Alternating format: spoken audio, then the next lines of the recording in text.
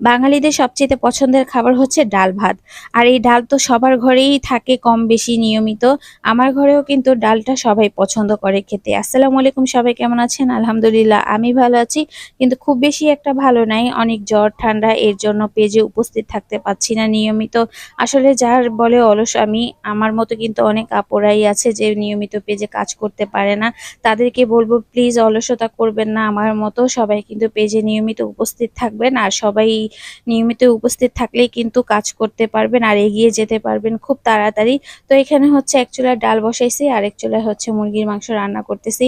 আর এখানে হচ্ছে একটু চিচিঙ্গা আলু দিয়ে, ছোট চিংড়ি দিয়ে একটু ঝোল রান্না করব। এটা খুবই খেতে ইচ্ছে করতেছে, জ্বরের পর থেকে মুখে একদমই রুচি নাই, কি থেকে কি খাবো মানে বুঝতে পারতেছি না। যাই হোক, ঘরে ঘরে কিন্তু সবারই কিন্তু জ্বর ঠান্ডা লেগে আছে, সবাই খুবই সাবধানে থাকবেন।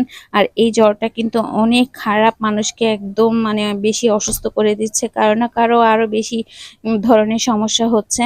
যাই হোক, এই যে এখানে এই রান্নাটাও আমার শেষ হয়ে গেল। চিচিঙ্গা আলুর ঝোল, এটা কিন্তু খেতে অনেক ভালো লাগে।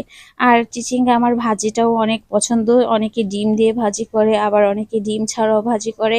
আর এখানে হচ্ছে একদম বেগুনকে শুকনা শুকনা করে রান্না করছি, বেগুন দিয়ে পাবদা মাছ দিয়ে একদম ঝাল ঝাল করে রান্না করছি। আর এটা কিন্তু খেতে ভীষণ ভালো লাগে।